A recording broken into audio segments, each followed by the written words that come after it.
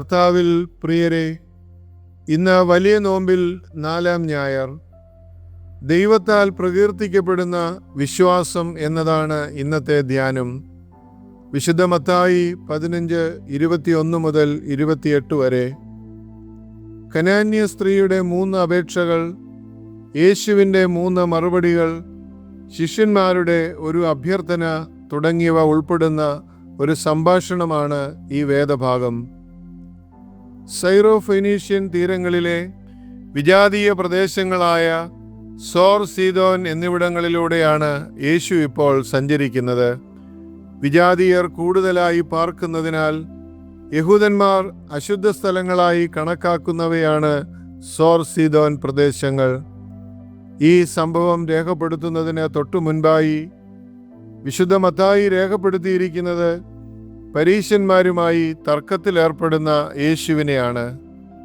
യെരുശലേമിൽ നിന്ന് വന്ന ചില പരീശന്മാർ ശുദ്ധീകരണത്തെക്കുറിച്ചുള്ള പൂർവികരുടെ പാരമ്പര്യത്തെ ചൊല്ലി യേശുവുമായി തർക്കത്തിൽ ഏർപ്പെടുന്നു. ബാഹ്യമായ ശുദ്ധിയേക്കാൾ ഹൃദയത്തിൻ്റെ ആന്തരിക ശുദ്ധിയാണ് കൂടുതൽ പ്രാധാന്യമെന്ന യേശുവിൻ്റെ വാദത്തെ പരീശന്മാർ നിരാകരിക്കുന്നു. ഈ തർക്കത്തിന് ശേഷമാണ് യഹൂദർ അശുദ്ധമെന്ന് കരുതുന്ന സോർ സീദോൻ പ്രദേശങ്ങളിലേക്ക് യേശു മനഃപൂർവ്വം പിൻവാങ്ങുന്നത്. ഈ അവസരത്തിലാണ് ശുദ്ധമായ മനസ്സും പക്ഷേ അശുദ്ധ സാഹചര്യങ്ങളുമായി കനാൻകാരി സ്ത്രീ യേശുവിനെ സമീപിക്കുന്നത്. ബാഹ്യമായ സൗന്ദര്യങ്ങളല്ല ഒരാളുടെ വിശുദ്ധിയുടെയും സാൻമാർഗികതയുടെയും അളവുകോൽ, മറിച്ച് ആന്തരിക നിലപാടുകളാണ് ഒരാളെ വിശുദ്ധനാക്കുന്നതെന്ന് ഈ സംഭവത്തിലൂടെ സുവിശേഷകൻ വ്യക്തമാക്കുന്നു. 3 വട്ടം ചോദ്യം ചെയ്യപ്പെട്ട വിശ്വാസം. വിശുദ്ധ മത്തായിയുടെ സുവിശേഷത്തിൽ യേശു ഈ കനാൻകാരി സ്ത്രീയുടെ വിശ്വാസത്തെ 1ഉം 2ഉമല്ല 3 വട്ടം പരീക്ഷിക്കുന്നത് നാം കാണുന്നുണ്ട്. വിജാതീയായ ഒരു സ്ത്രീയിൽ നിന്ന് ആഴമേറിയ ഒരു വിശ്വാസത്തിൻ്റെ ഭംഗിയുള്ള സാക്ഷ്യമാണ് യേശു മറ്റുള്ളവർക്ക് മുൻപിൽ കാണിച്ചു കൊടുക്കുന്നത്. യഹൂദരിൽ പലരും അംഗീകരിക്കാൻ മടിച്ച ദൈവപുത്രനെ അവൾ ഏറ്റുപറയുന്നുണ്ട്. കർത്താവേ, ദാവീദ് പുത്ര, എന്നിൽ കനിയേണമേ. ശിഷ്യന്മാർ പോലും അവനിൽ പൂർണ്ണമായി തിരിച്ചറിയാത്ത ദൈവത്തെയാണ് ഈ ഒരു വിജാതീയ സ്ത്രീ തിരിച്ചറിയുന്നതും സാക്ഷ്യപ്പെടുത്തുന്നതും. എന്നാൽ അവളുടെ വിശ്വാസ പ്രഖ്യാപനത്തിന് മുൻപിൽ പോലും യേശു നിശബ്ദനായിരിക്കുന്നതാണ് നാം കാണുക.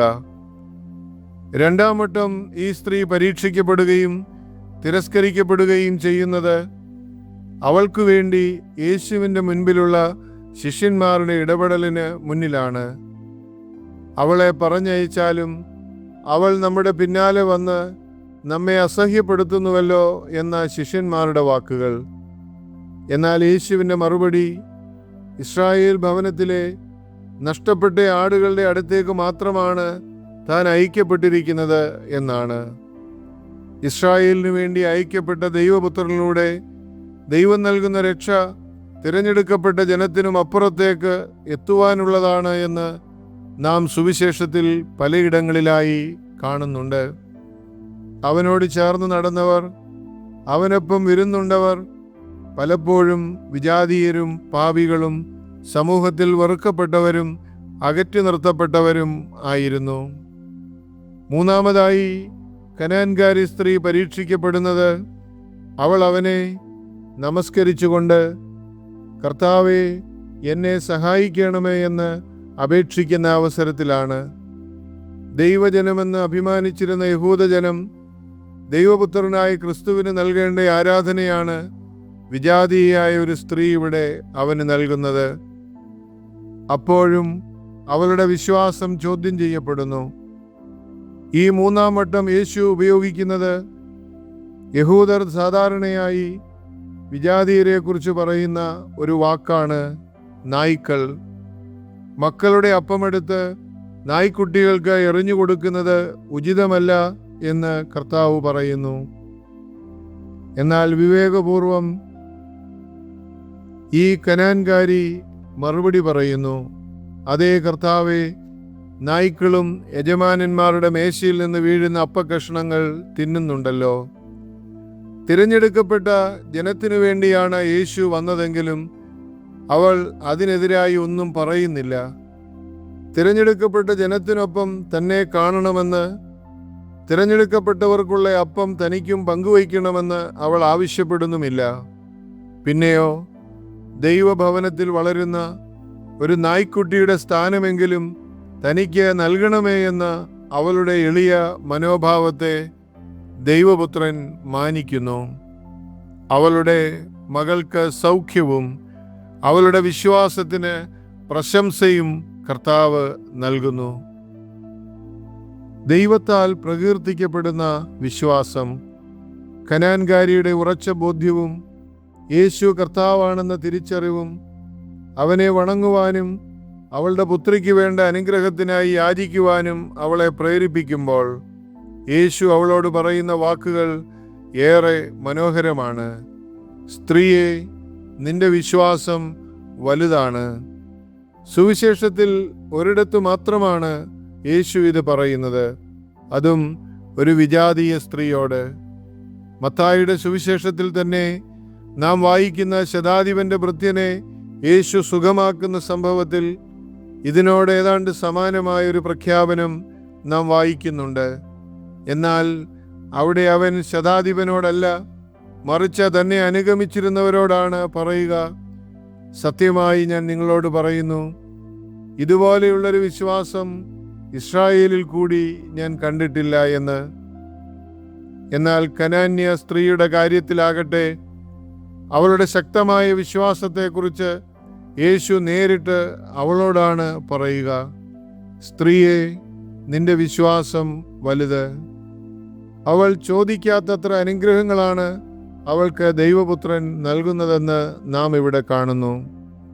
ഒന്നാമതായി, അവളുടെ പുത്രി ആ സമയം തന്നെ സൗഖ്യമുള്ളവളായി. രണ്ടാമതായി, അവളുടെ വിശ്വാസത്തിൻ്റെ ആഴത്തെ ദൈവപുത്രനായ ക്രിസ്തു പുകഴ്ത്തിപ്പറയുകയും തിരഞ്ഞെടുക്കപ്പെട്ട ജനത്തിനായി കടന്നു വന്നവൻ വിജാതീയായ അവളെ കൂടി കരുണയോടെ പരിഗണിക്കുകയും ചെയ്യുന്നു. പ്രിയമുള്ളവരെ, ക്രിസ്തു നമ്മോട് ആവശ്യപ്പെടുന്ന വിശ്വാസം ഇതല്ലേ? ദൈവപുത്രൻ പോലും അംഗീകരിക്കാൻ തക്ക വലിയ വിശ്വാസത്തിനുടമയായി തീർന്ന വിജാതീയ സ്ത്രീ. നമ്മുടെ വിശ്വാസ ജീവിതത്തിലും ഈ കനാൻകാരി സ്ത്രീ ഒരു മാതൃകയായി മാറേണ്ടതല്ലേ? മറ്റുള്ളവർക്കു വേണ്ടി മധ്യസ്ഥം വഹിക്കാൻ നമുക്കും സാധിക്കണം. എളിമയോടെ, എന്നാൽ അതേസമയം ഉറച്ച വിശ്വാസത്തിൻ്റെ മനോഭാവത്തോടെ ജീവിക്കുവാനും ദൈവത്തിന് മുൻപിലായിരിക്കാനും നമുക്ക് ഓരോരുത്തർക്കും ഈ വലിയ നോമ്പിൽ ഇടയാകട്ടെ. അപ്പോൾ നമ്മുടെ വിശ്വാസത്തെയും കർത്താവ് പ്രകീർത്തിക്കും.